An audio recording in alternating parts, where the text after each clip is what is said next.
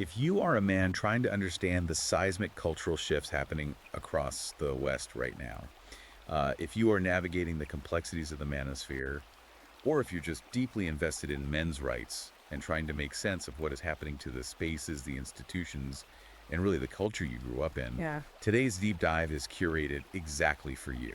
absolutely. I want to speak directly to you, the listener, right out of the gate here. We are going to cover some incredibly polarizing, fascinating ground today. But before we get into the weeds, please make sure to like and subscribe to this deep dive wherever you're listening. It really helps us keep bringing you these deep explorations. Right, and today's mission is reviewing an explosive new ebook. Yeah, and if you want to read this material for yourself after we're done, and I suspect many of you will, you absolutely need to check Amazon Kindle and Google Play Books to buy it. And make sure you follow the author at Conrad Riker at Substack. That's Conrad and Riker on Substack. Exactly. So today we're unpacking Conrad Riker's highly controversial text, Feminization Invasion. Women take over institutions with the woke mind virus and destroy law, order, logic, justice, and borders. It is a massive title for a massive book. It really is. Our central mission for this deep dive is to unpack Riker's core argument. We're going to look at the history of our foundational institutions, places like STEM fields, the military, the courts, and classical academia, and really examine how they functioned before they were, according to the author, captured by feminists and Marxists.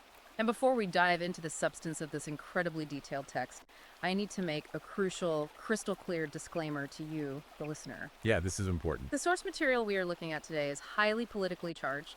In our analysis, we are never taking sides. Not left-wing, not right-wing. We are not endorsing Conrad Riker's viewpoints, his politics, or his ultimate conclusion. Right, we're just the messengers here. Exactly. Our job here is to impartially report on the content provided. We are simply trying to convey the ideas, the historical frameworks, and the data contained in the original source material. We're acting strictly as your guides to map out this text, to break down its internal logic, so that you can understand the arguments being made and evaluate them entirely for yourself. Okay, let's unpack this. Riker's overarching thesis in Feminization Invasion is built around the concept of what he calls the collapse of the citadel. The Citadel, right? He essentially argues that Western civilization was built predominantly by men, and that it was constructed on very specific, unyielding pillars. He lists those as objective logic, strict hierarchy, and absolute merit. But he posits that this citadel is currently collapsing from within. And he's very specific about the nature of that collapse. He doesn't point to an outside invading force or some foreign military threat. Instead, he points to what he terms an insidious feminization of these foundational institutions. Yeah, the framework the book sets up suggests that this feminization fundamentally shifts the priority of our entire society. Right, because historically, the priority of these institutions was structural stability, objective truth, and elite excellence. According to Riker, the new priority is emotional safety, consensus, and inclusion. It's a complete rewiring of the operating system of the West. It is. He argues that you cannot maintain a hard structural citadel using soft emotional tools. Let's ground this in the real world because he starts his analysis right in the heart of academia. He claims that universities, which historically were the absolute bedrock of scientific and intellectual advancement, are essentially under siege. He argues they've traded academic rigor for therapeutic validation. But I want to make sure I understand his leap here. How exactly does he illustrate this shift? Because he uses a very specific example from the University of Toronto, right? Yes, he points to a structural change at the University of Toronto's physics department. According to the text in 2019, the department made the decision to abolish their qualifying exams for doctoral candidates. Wait, break that down for someone who might not be familiar with how a physics PhD actually works. Right. What exactly is a qualifying exam, and why is removing it such a huge deal in Riker's view? Well, in the hard sciences, a qualifying exam, often called a qual, is a grueling, comprehensive test. It's historically designed to be an intellectual crucible. Like a barrier to entry. Exactly. It tests a candidate's absolute mastery of advanced physics, mathematics, and theoretical concepts before they are ever allowed to proceed with their doctoral research. It is intentionally difficult. Because it serves as a filter. A strict filter. If you cannot handle the extreme cognitive load and the pressure of the exam, the logic goes that you simply cannot handle the rigors of groundbreaking objective scientific research. Right. And Riker notes that Toronto abolished this exam not because the material was scientifically outdated and not because the students were passing it too easily and it had lost its utility. So where did they get rid of it? According to the source material, the department cited the fact that the exams triggered stress in some students. Triggered stress. Mhm. In a PhD physics program. Yes. The focus shifted from, does this student possess the objective capability to advance human understanding of the physical universe, to, is this testing environment causing undue emotional distress? Wow. And Riker contrasts this heavily with institutions in places like Munich, Germany, or classical Soviet-era mathematics programs. He argues that in those environments, physicists are still expected to simply understand physics. Right, they aren't getting therapy sessions between lectures. Exactly. They aren't offered emotional wellness workshops during lab hours. They are expected to perform. Riker uses this Toronto example to argue that the pursuit of hard, objective science is being actively softened by sentiment. That is a staggering claim that the fundamental architecture of scientific inquiry is being dismantled just to spare people's feelings. And he doesn't just stop at Toronto. He brings Harvard University into the crosshairs as well. Yeah, the Harvard example is fascinating. He alleges that leaked internal memos show something called emotional resonance is now being used in their graduate admissions scoring for science programs. That's right. The text claims that this emotional resonance metric accounts for up to 30% of the admissions scoring in certain STEM graduate programs at Harvard. 30%. Yeah. How does he argue that works in practice? How do you even measure emotional resonance in a hard science application, like chemistry or biology? Riker explains that it fundamentally alters the meritocratic hierarchy. Okay. Under a traditional objective framework, an applicant who scores a perfect 1600 on their GRE, who has flawless grades in advanced calculus, and who has already published raw data in top-tier journals would be automatically accepted. Because they are objectively the best at the science. Precisely. But Riker argues that if this applicant is, say, a highly introverted, socially awkward, neurodivergent male who struggles to express emotional narratives, he could be penalized under this new system. Because he lacks that emotional resonance. Right. Meanwhile, an applicant who is mathematically mediocre but who can craft a highly compelling, emotionally resonant personal essay about their lived experience and their desire to foster inclusive scientific communities gets a massive boost. So he's arguing that Harvard is selecting for narrative performance rather than scientific competence. Yes. To drive this home, he shares an incredibly detailed anecdote about a robotics lab at Georgia Tech. This part of the book really stuck out. Let's walk through the mechanics of this story, because he claims that after this specific lab introduced safe space rules, their entire workflow just collapsed. Yes, he details the timeline of this shift very carefully. Previously, the lab's weekly progress meetings were described as brutally objective. Meaning they just focused on the work. Right.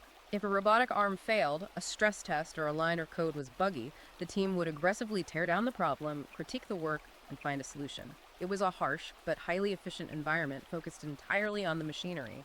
But according to Riker, once safe space protocols were mandated by the university's administration, the dynamic completely inverted. It did. What did that actually look like on a day-to-day basis? Are we talking about posters on the wall or a real change in how they built these robots? A profound structural change. Riker writes that instead of immediately diving into the engineering problems, the meetings devolved into hour-long sessions discussing feelings of exclusion and team dynamics. In a robotics lab. Yes.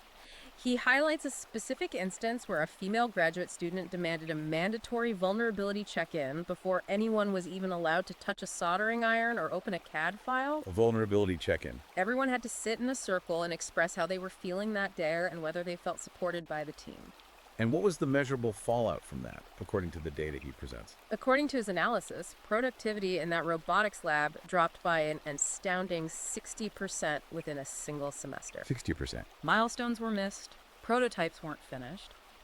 And more critically, Riker notes that 3 of the top male researchers in that lab, The guys who were actually doing the heavy lifting on the complex coding. exactly the mechanical engineers, Yeah. they transferred out. They left academia entirely to join private aerospace firms. And Riker makes the point that they didn't leave because the engineering was too hard. They left because the environment had morphed from a laboratory of objective truth into what he calls a therapy cult. They wanted to build robots, not sit in a circle and talk about their feelings. What's fascinating here is how Riker categorizes this overarching phenomenon. He coins the term empathy override. Let's define that using the ELI 5 principle.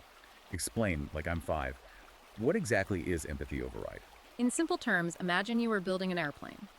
The only thing that matters is the laws of aerodynamics. If the math is wrong, the plane crashes. Right, gravity doesn't care about your feelings. Exactly. Empathy override is what happens when the people in charge of the airplane factory decide that making sure all the builders feel happy and included is more important than checking the math. Riker is speculating on the macro level consequences of a civilization that actively filters out its most capable, logical, and abstract thinking minds. And he argues that these minds are very often men correct. Yes, he specifies that these are frequently neurodivergent or introverted men who are intensely focused on truth, systems, and problem solving. They are brilliant at building the citadel, but they completely lack what he calls performative empathy. They don't know how to navigate vulnerability check-ins. Right. In Riker's view, society is systematically deselecting the exact people required to maintain the complex digital grid, to build rockets, to manage nuclear power plants, and to cure diseases. They are being pushed out simply because they refuse to submit to a new priesthood of feelings. His hypothesis is that the West is trading its long-term structural survival for short-term emotional comfort. If you're listening to this and you've spent any time recently in a corporate environment or a modern academic setting, Riker is betting that this dynamic sounds incredibly familiar to you. You might want to reflect on your own workplace.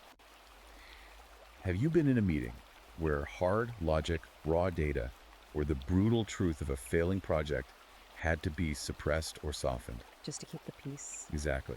Have you watched an objective standard take a back seat to ensure everyone's emotional validation was secured? If you are a man operating in these spaces today, the book argues that you are intimately familiar with the friction of empathy override.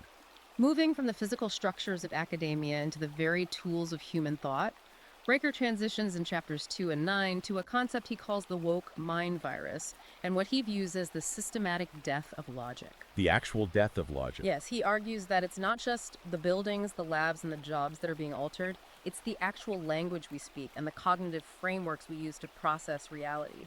He focuses heavily here on the destruction of the trivium. Wait, before we go further into his claims about the trivium, let's break that down for a listener who hasn't taken a course in classical philosophy or medieval education. What exactly are grammar, logic, and rhetoric in this specific context, and why does Riker care about them so much? The trivium is the foundational methodology of classical Western education. It consists of 3 parts. First is grammar. And this isn't just about where to put a comma. It's about learning the fundamental mechanics of language and defining terms objectively so that things correspond to reality. Okay, so matching words to actual real-world facts. Right. Second is logic, the mechanics of thought and analysis. It's how you take those defined terms and construct a valid, sound argument, identifying fallacies and contradictions. Building the argument. Exactly. And third is rhetoric, the application of language in order to instruct and persuade based on the foundation of grammar and logic. Riker argues that for centuries, the trivium was the immune system of the Western mind. It taught men how to think, not what to think. And his argument is that modern institutions are actively destroying this methodology. His section on weaponized language really delves into the destruction of that first pillar, grammar. Yes. He cites a 2024 Johns Hopkins study regarding medical students to illustrate how dangerous this can be. Let's look at the methodology of that study as he presents it. According to the text, the study tracked medical students who were instructed to use ideologically mandated terminology. Specifically, they were told to use the term chest feeding instead of breastfeeding when dealing with biological females who are experiencing lactation issues. Chest feeding. What were the measurable results of that linguistic shift? The study allegedly found that when students were forced to use these ideological terms, it took them 33% longer to accurately diagnose severe lactation complications, such as mastitis. 33% longer. How does Riker connect that delay to the concept of the woke mind virus? Is he saying the students are just confused by the word? He argues it's much deeper than simple confusion. He says this is a measurable example of cognitive load being hijacked. When language is detached from objective biological reality and forced to submit to a political liturgy, the human brain has to do double duty. Because they're translating in their head. Exactly. The medical student is no longer just looking at a biological mechanism. They're internally calculating, Am I using the HR-approved word? Am I going to offend the patient? Will I be reported to the medical board for misgendering? So that ideological calculation delays critical cognitive function. Yes. Riker points out that in a medical setting where split-second judgment is required, that hesitation doesn't just lower test scores, it actively harms patients. He views this as the literal weaponization of language against objective reality. From the destruction of grammar, he moves to the pathologizing of reason itself, targeting the second pillar of the trivium, which is logic. He builds a detailed case that formal logic is increasingly treated on college campuses as inherently patriarchal, oppressive, or even emotionally triggering. He details a highly publicized incident involving a philosophy professor at the University of Oregon to demonstrate this shift. According to the book, this professor was suspended for assigning Aristotle's Nicomachean Ethics to an undergraduate class. Aristotle. Aristotle is the bedrock of Western philosophy. What was the justification for suspending a professor over a text that has been taught for 2 millennia? Riker explains that modern student activists deemed the text an emotional hazard.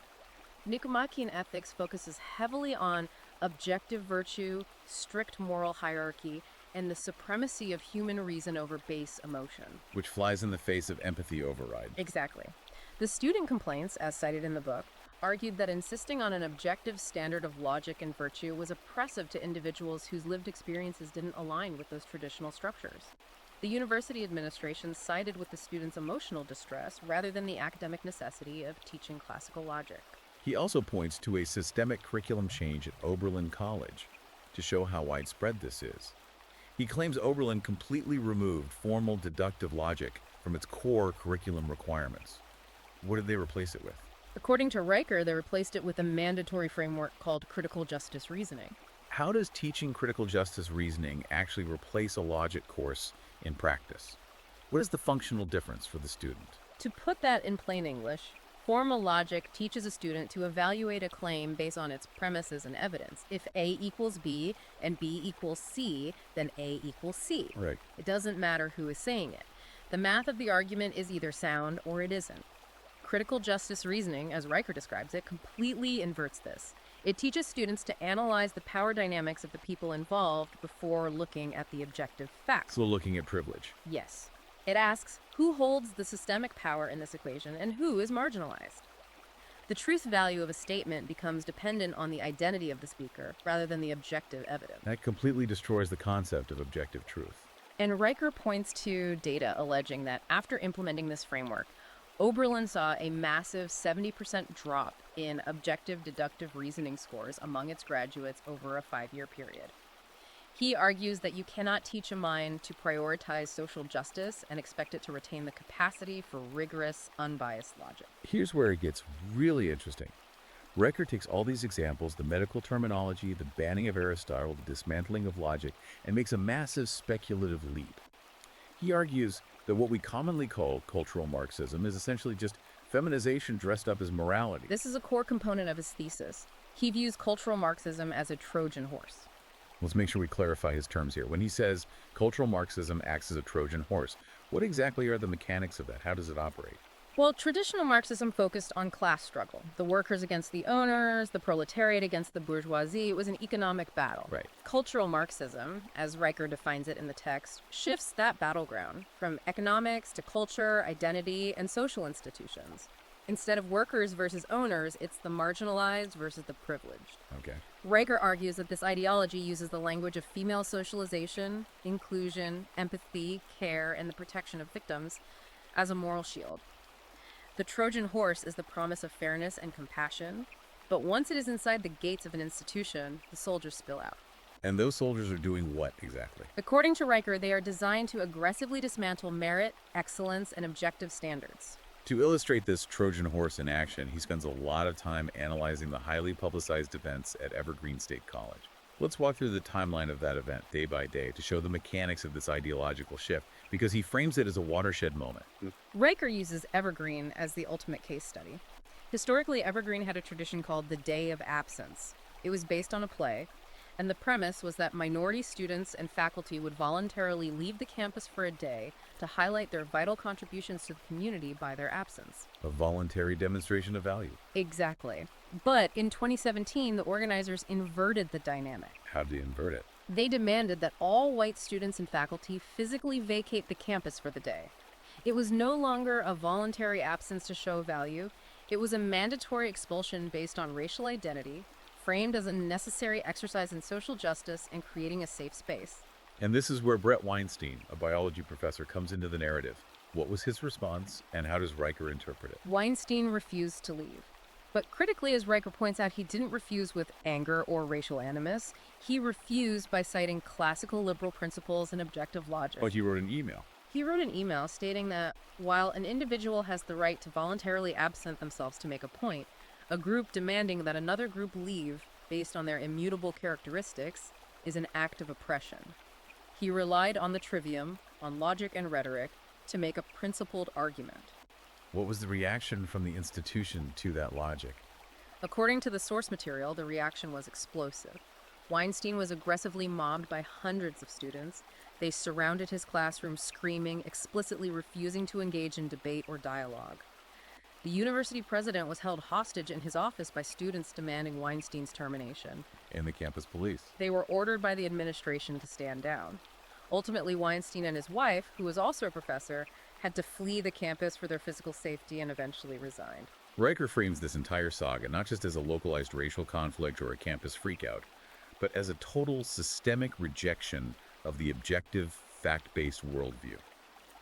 He argues that Weinstein represented the traditional masculine foundations of Western thought, logic, debate, individuality, and that he was expelled by a feminized mob operating on empathy override and the victim hierarchy. Exactly. And from academia and the tools of thought, the source material pivots directly into the corporate and technological spheres. In Chapter 6, which he ominously titles The Meritocracy Murder, Riker shifts his focus to how these exact same dynamics are sabotaging global corporate innovation. He outlines how diversity mandates and the victim hierarchy are fundamentally changing how business is done. The argument here is that power and promotion in the corporate world are no longer earned through raw competence, revenue generation, or engineering brilliance. Instead, they are increasingly allocated through oppression points and social consensus. Yes. To illustrate this, he points to several controversial case studies. Let's look at the Boeing story first. He recounts a specific incident within Boeing engineering. According to Riker's data, a senior male engineer objected to a safety shortcut during the development of a new aircraft system. This shortcut was being pushed heavily by a female project lead. What were the mechanics of that disagreement? Was it just a personality clash? No. Riker emphasizes that it was a clash of methodologies. The male engineer cited documented objective risk assessments and structural load limits. He argued the math showed the shortcut was dangerous. Because math is objective. Right. The female project manager, however, was facing extreme pressure to meet a quarterly deadline and maintain team harmony. According to the text, she dismissed the male engineer's warnings, labeling him as negative, inflexible, and rigid, terms that Riker notes are often used to pathologize male objectivity in corporate spaces. What was the outcome of that specific conflict? Riker writes that the project manager's shortcut was implemented. 6 months later, system failures were traced back directly to that exact engineering compromise. Wow! And what did the company do? When the fallout occurred, the corporate response was not to reward the engineer who was mathematically correct. Instead, the male engineer was demoted for failing to foster a collaborative team environment, while the female lead was protected by HR and eventually promoted. Riker uses this to argue that corporate culture now protects emotional consensus and diversity optics, even when it mathematically degrades the product. He draws a fascinating parallel between this kind of day-to-day corporate culture and the spectacular disaster of Theranos and Elizabeth Holmes. He frames the entire Theranos saga not just as a massive financial fraud, but as the ultimate triumph of female emotional manipulation over actual substantive male engineering. It's a compelling application of his thesis. Riker spends time analyzing Elizabeth Holmes's public persona. He notes her deliberate use of the Steve Jobs-style black turtlenecks, her artificially deepened voice, and her mastery of the visionary, emotionally resonant narrative. She promised to change the world and democratize healthcare. And Riker argues that the media and the investors were so desperate to applaud that narrative, they were so eager to crown a female tech founder in Silicon Valley that they completely abandoned objective due diligence. Precisely. He points out that seasoned male venture capitalists, seasoned male journalists, and incredibly experienced corporate boards threw billions of dollars at her without ever demanding to see the peer-reviewed data.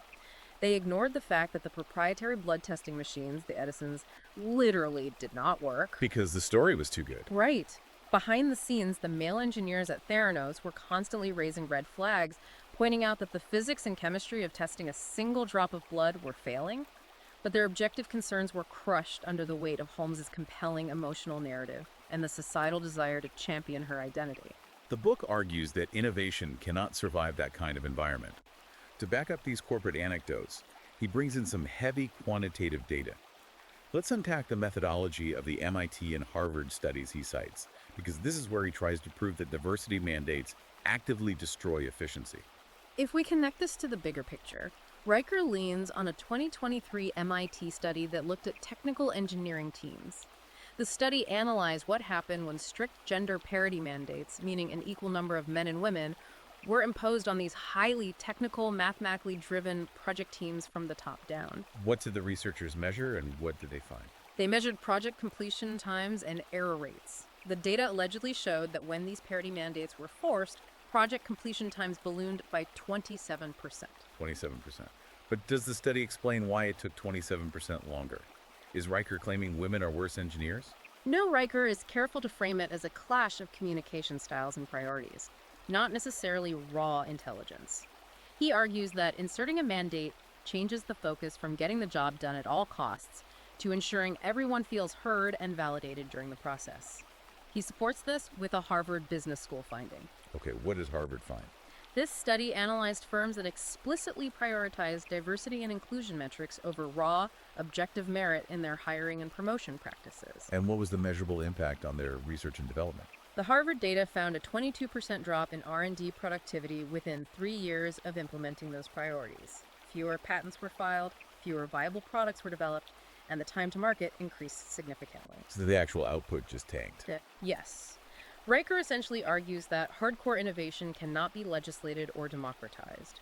It requires brutal, solitary, and asymmetrical focus. It requires a willingness to ruthlessly discard bad ideas, even if it hurts someone's feelings. He believes this necessary brutality is entirely disrupted when emotional consensus and team harmony become the primary goals. And he digs deep into evolutionary psychology to explain why these gender differences exist in the workplace. He doesn't just say they happen, he attempts to provide a biological framework. He claims that women are biologically wired by millions of years of evolution to prioritize social cohesion, group harmony, and interpersonal loyalty. Yes, to support this evolutionary claim, he cites a study from the Journal of Organizational Behavior. This study analyzed management styles and found that teams with female managers were 27% more likely to reward employees for personal loyalty and group harmony than for actual objective performance metrics. On the flip side, he argues that historically male-dominated environments operate on a completely different axis. He says men prioritize brutal, unfiltered truth and objective results, entirely regardless of whose feelings get hurt. Right.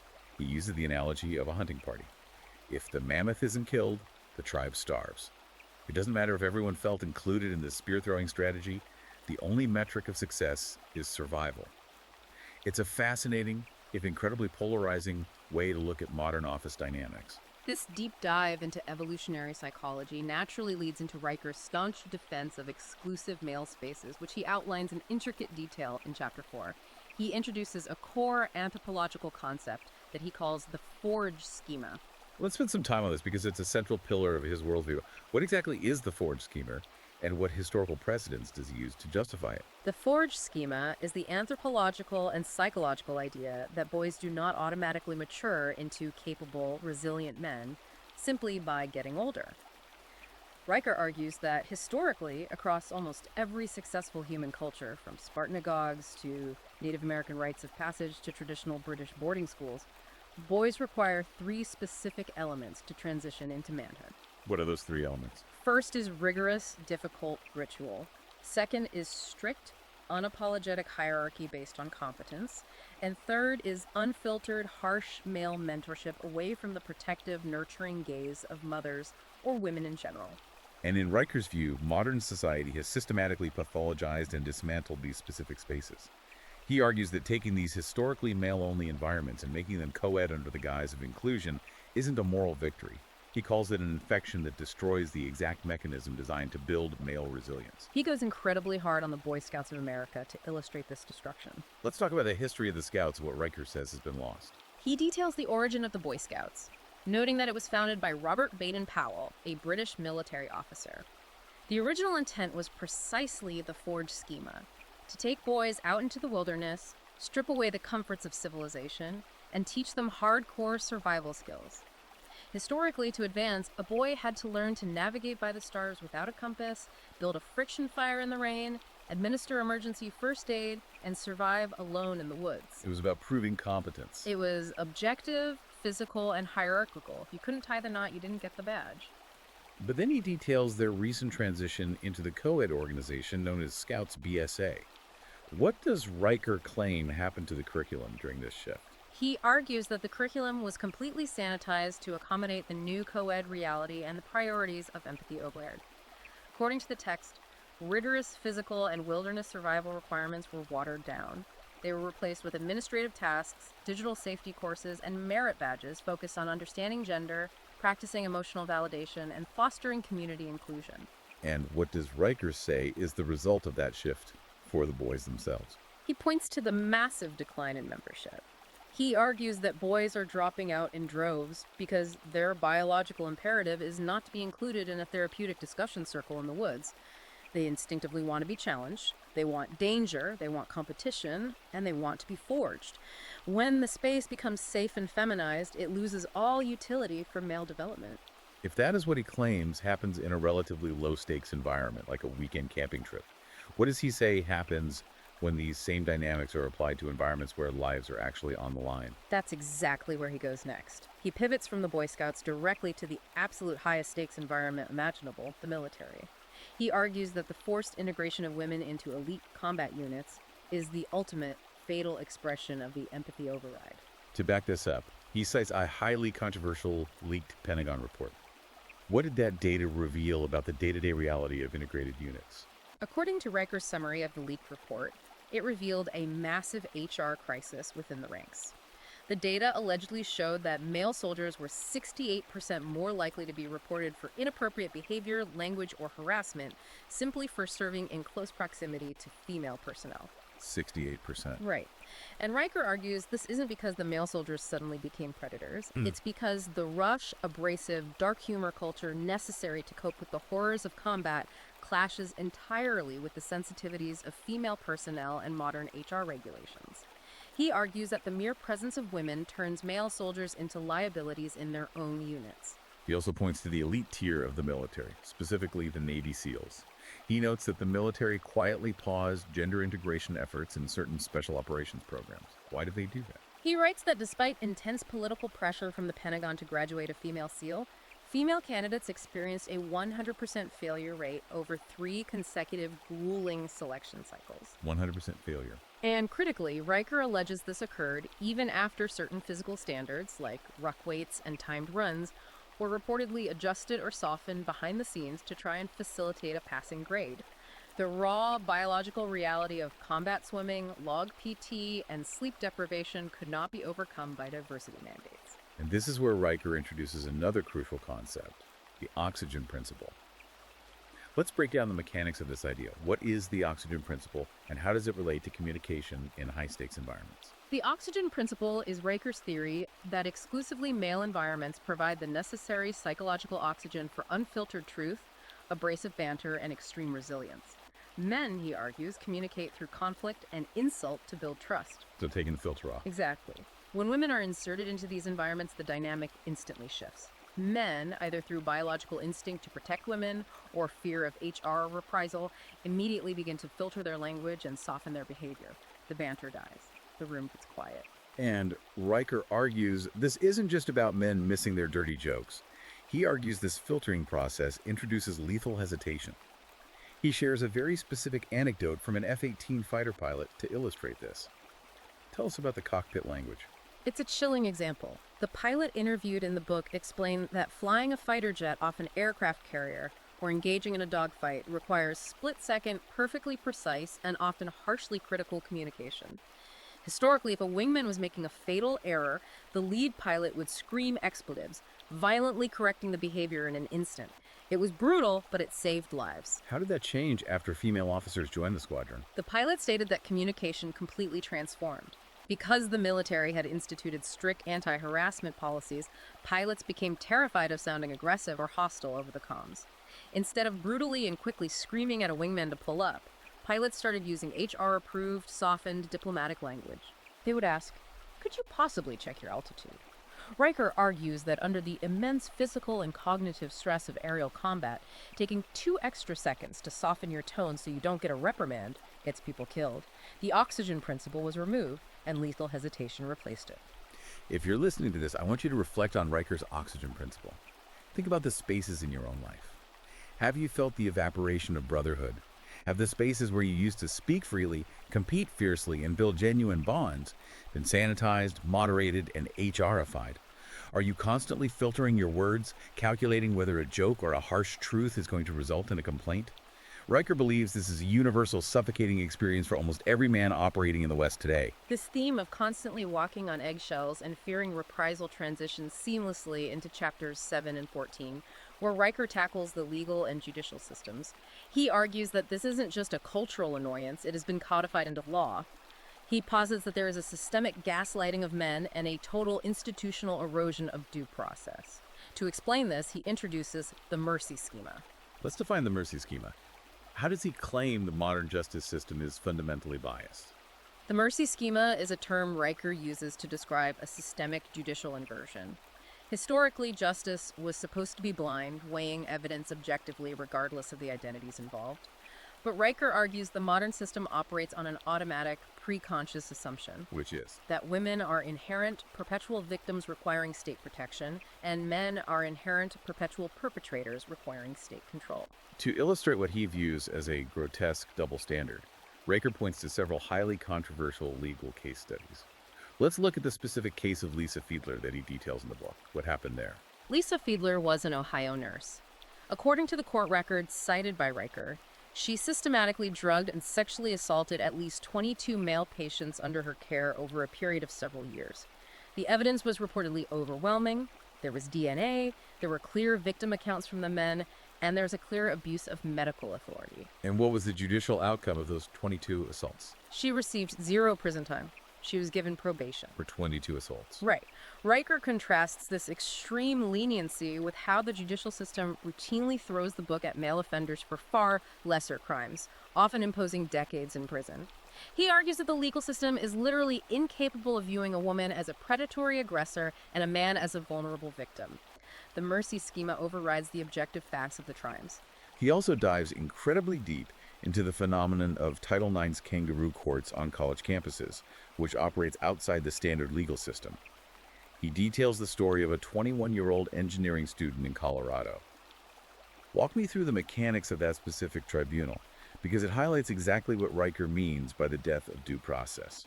This case is presented as a prime example of administrative tyranny. The male engineering student had a consensual sexual encounter with a female student. Riker notes there were text messages confirming the consensual nature of the evening. However, weeks later, the female student filed a Title IX complaint, claiming what the administration termed emotional regret and retroactively withdrawing her consent. In a normal court of law, how would that be handled versus how the university handled it? In a real court, there are rules of evidence. You have the right to legal counsel, the right to view the evidence against you, and crucially, the right to cross-examine your accuser to establish the facts. But under the Title IX tribunal system described in the book, all of that was stripped away. So no lawyer. It was a closed-door hearing run by university administrators, not judges. The male student was denied a lawyer. He was not allowed to present the exculpatory text messages. He was not allowed to cross-examine the accuser. What was the result of that closed-door hearing? Based entirely on the female student's subjective feeling of regret, the tribunal found him guilty under a preponderance of evidence standard, meaning they just had to think it was 51% likely he did something wrong. He was immediately expelled, his engineering scholarship was permanently revoked, he was blacklisted from other universities, and his career was destroyed. Riker uses this to demonstrate that when feelings dictate justice, men have no rights. This raises an important question for the listener regarding the scale of this issue. Is this just an isolated campus problem, or is it systemic? The statistical data Riker provides to back up his claim of a systemic bias is quite stark. Let's look at that data. He points to the UK and the US family court systems. What do the numbers show? He cites data showing that an astonishing 73% of all domestic restraining orders in the UK target men, even in cases where police reports indicate mutual physical altercations, or where the woman was the primary physical aggressor. The system defaults to removing the man from the home. Furthermore, he notes that a U.S. Commission on Civil Rights investigation found that 61% of men involved in family court proceedings report being systematically denied due process, particularly regarding child custody and asset division. He brings up a deeply tragic case in the Canadian family court system to put a human face on these statistics. The story of a firefighter named Darren H. What are the mechanics of the Believe Women policy that Riker blames in this case? According to the text, the Canadian family court system often operates on an unofficial but highly enforced Believe Women mandate. In practice, this means that during a divorce, if a mother makes an accusation of abuse or instability against the father, the court can, and often does, automatically and immediately suspend the father's access to his children, pending a lengthy investigation. So the father is presumed guilty and punished before any evidence is gathered. Exactly. In the case of Darren H., his ex-wife made an unsubstantiated claim. He was instantly stripped of his right to see his children. Riker details that Darren H. had a documented, flagged history of severe depression and suicide risk, which the courts were made aware of by his legal team. They ignored it, upholding the suspension to protect the mother's emotional comfort. That is just heartbreaking. Tragically, Darren H. took his own life shortly after. Riker uses this story to argue that the state has entirely outsourced its moral and legal reasoning to a deeply ingrained gender bias. The system does not care about male life. It only cares about male utility and female protection. And Riker speculates that this judicial bias doesn't just spontaneously generate when men reach adulthood or enter a courtroom. He argues it is meticulously programmed into boys from the moment they enter the educational system. He introduces a psychological concept he calls the shame engine. How does he claim this conditioning works in kindergarten? He argues that the modern classroom is inherently hostile to male biology. From the age of 5, boys are energetic, competitive, physical, and aggressive in their play. They wrestle, they build weapons out sticks, they establish hierarchies. But modern pedagogy, driven by the feminized priorities we discussed earlier, views this normal behavior as toxic. So how does the shame engine process that behavior? Boys are constantly disciplined for their very nature. They are told to sit still, to stop roughhousing, to use their words, to share rather than compete. They are medicated at vastly higher rates than girls if they can't conform to this docile standard. Riker argues that by the time these boys become men, this shame engine has effectively conditioned them to internalize guilt. It trains them to be passive. It has taught them to apologize, to yield, and to surrender rather than fight back against false accusations. The system frames normal male vigilance, boundary setting, and dominance as dangerous aggression, while simultaneously framing female relational aggression like reputation destruction, false accusations, or emotional manipulation as victimhood. It is a total lifelong inversion of reality. From the domestic legal system and the classroom, Riker dramatically broadens his scope to the macro geopolitical stage in Chapter 10. He moves from the borders of male spaces to the actual borders of nations, in a section called the border betrayal. He conceptualizes national borders in a very specific biological way. Yes, he essentially compares physical and cultural borders to the immune system of a biological host body. If a human immune system is driven by empathy, if it looks at every invading virus and bacteria and decides to let them in because it feels bad keeping them out, the host body rots and collapses. So empathy kills the host. His core argument here is that the geopolitical borders of the West are being systematically erased by the exact same feminized, emotion-driven governance that destroyed the physics department and the military unit. He argues that politicians are prioritizing limitless performative empathy over the hard structural necessity of national security. The historical contrast he draws to prove this point is incredibly vivid.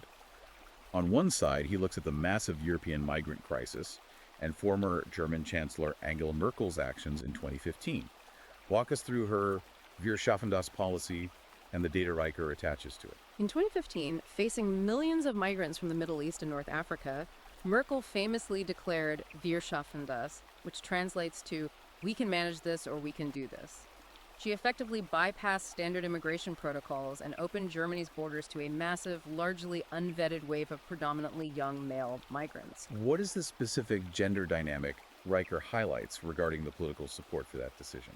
Riker points out a crucial telling statistic. He claims that 87% of female members of parliament across the German political spectrum supported this open door policy. He argues their support was almost entirely driven by a narrative of maternal compassion and the optics of humanitarianism, fundamentally ignoring the objective data regarding crime rates, cultural friction, and the economic strain on the system. They voted based on empathy override. And he contrasts this directly with the actions of Viktor Orban in Hungary during the exact same crisis. What did Orban do differently, and what were the results according to Riker? Facing the same influx of migrants, Orban's government rejected the emotional appeal entirely. Hungary built a massive, heavily fortified 175-kilometer steel and razor wire fence along its southern border. But Riker focuses on the cultural response. Hungary also launched what was known as the Men's Civic Guard. What was the men's civic guard? Was it just the military? No, it was a grassroots mobilization of traditional masculinity. It consisted of thousands of volunteer fathers, husbands, and local men who organized to physically patrol their neighborhoods, support the border police, and protect their communities.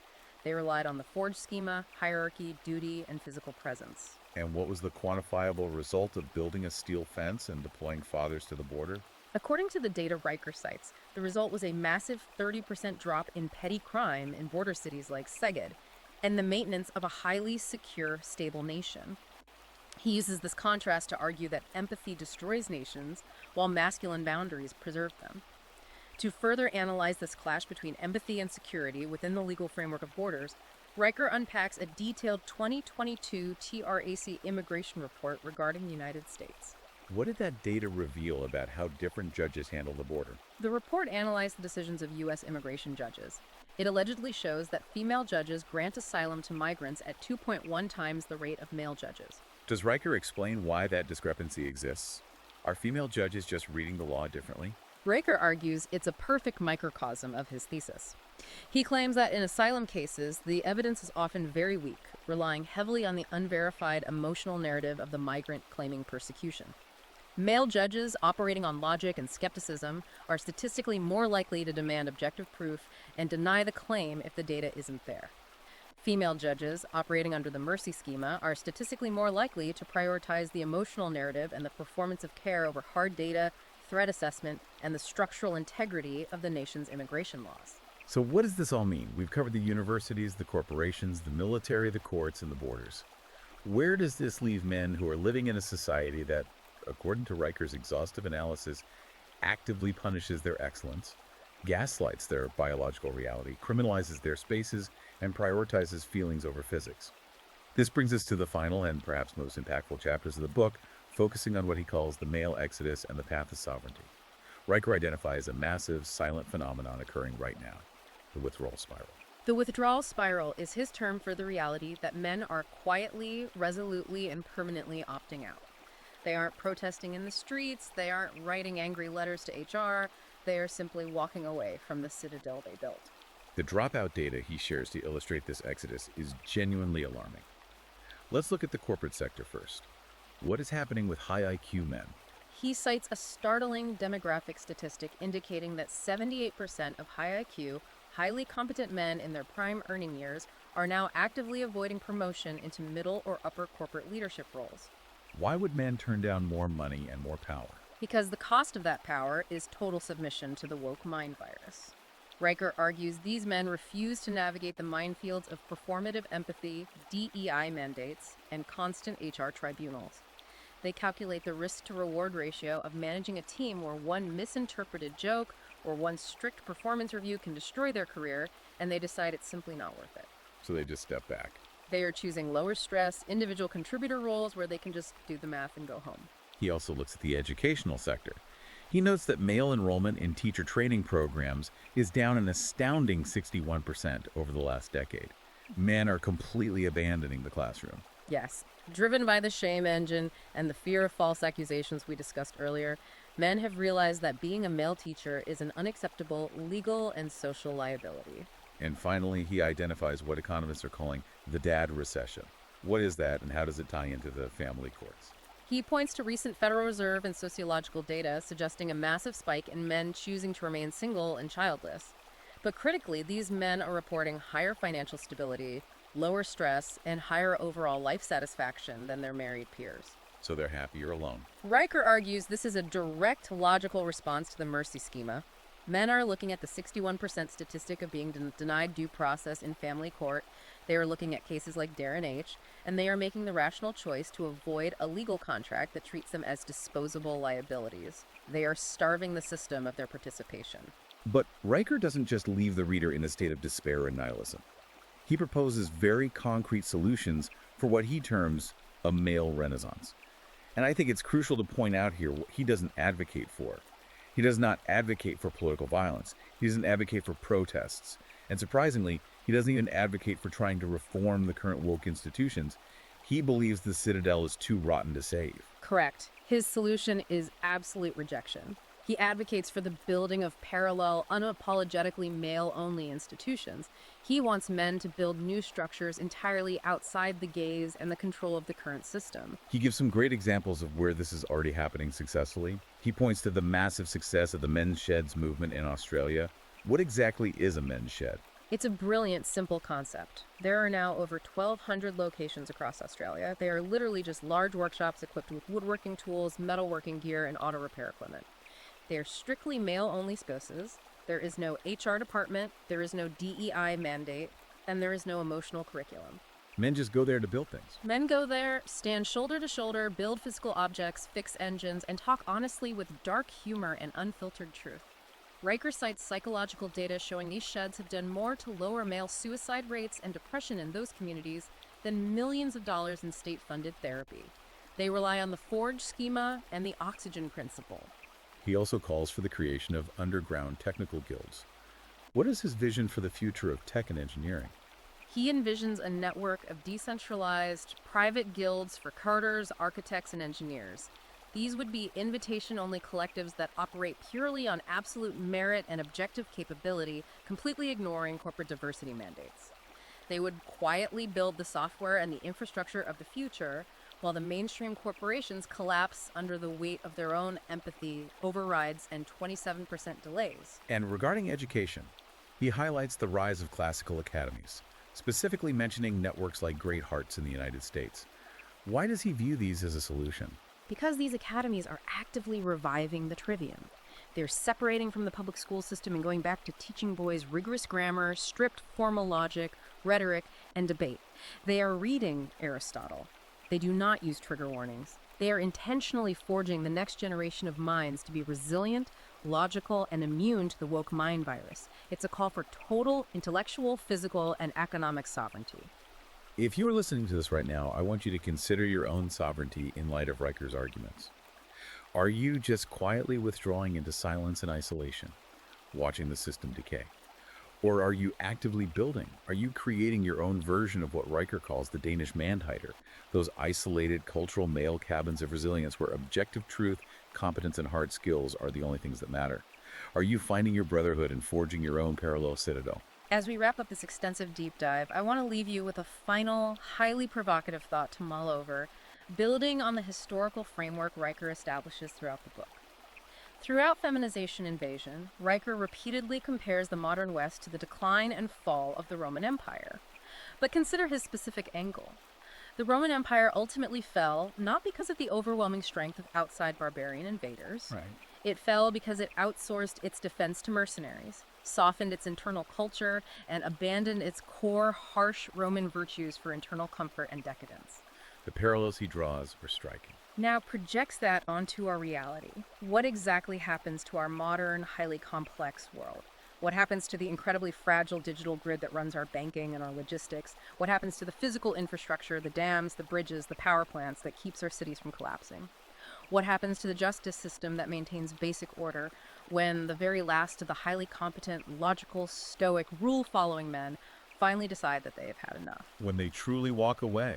What happens when they completely embrace the withdrawal spiral, permanently walk away, and refuse to maintain a system that actively despises, pathologizes, and penalizes them? It's a chilling existential question about the hidden fragility of the civilization we take for granted every single day. It truly is a profound question to end on. And as a quick, necessary reminder to our listeners, while we have spent the last hour thoroughly mapping out the mechanics of this incredibly incisive, polarizing, and deeply fascinating text, we are acting strictly as your guides to the material.